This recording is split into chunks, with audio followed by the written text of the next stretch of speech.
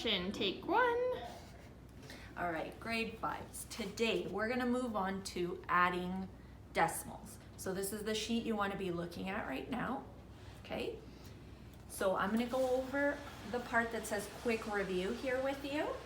So we have a problem here. Madison rode her bike 11.76 kilometers, km is kilometers, 11.76 kilometers on Saturday and 6.18 kilometers on, what does it say, on Sunday. So what total distance did she ride? So we want to add the two numbers, right, to get the total distance. So what they're doing here on this worksheet first is they're estimating a solution or a sum. So what they're saying is 11.76, they're rounding that up to a whole number. Do you remember when we want to round, we look at the closest neighbor. So we want a whole number, which is 11 right now. So we want to look at the closest neighbor. 7 is higher than 5. So we're going to round up to 12. So 11.76 rounds to 12, and then 6.18, we want to round the whole number. We look at the 1. Okay, 1 is less than 5, so 6 stays the same, and everything after it becomes a 0. So we're going to say 6. Okay, so 6 plus 12, they want to estimate how far, oops, not 8. 12 plus 6 is 18. So she rode around about 18 kilometers. Okay, so that's our estimate. But now we want to know for sure how much she actually rode. We don't want an estimate, we want an actual number. So we're going to add these numbers together. And first, before we get too fancy with it, we're going to use our little place value table here. So 11.76, the 1, there's a 1 in the tens place, there's a 1 in the ones place, there's a 7 in the tenths place, and there's a 6 in the hundredths place. And a very important thing to remember when we're using decimals is your actual decimal point. You don't want to ever forget that, okay?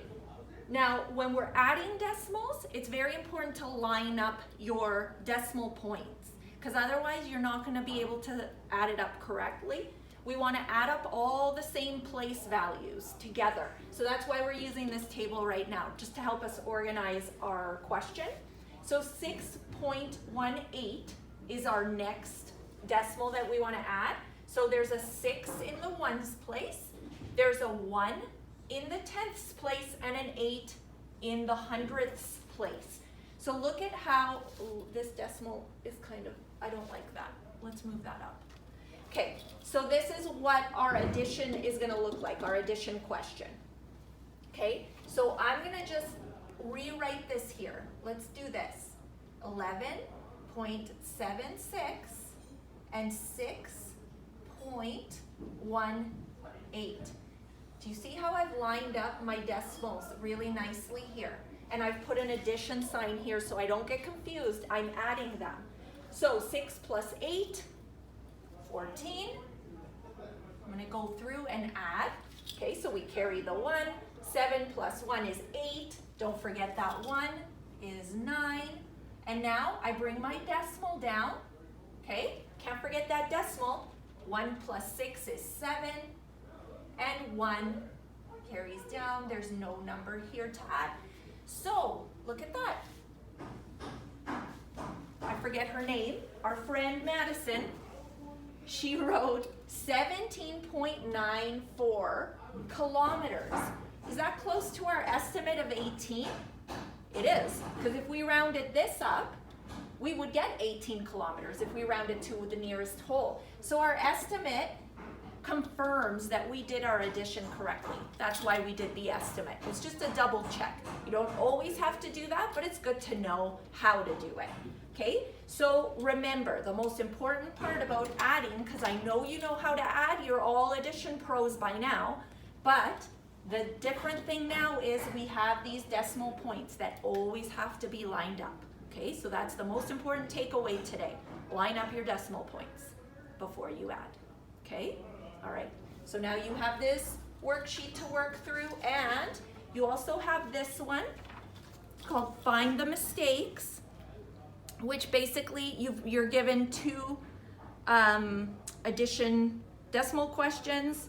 They've been done incorrectly. It's up to you to find the mistakes and correct them and do it properly. Okay? So there you go. Get to it.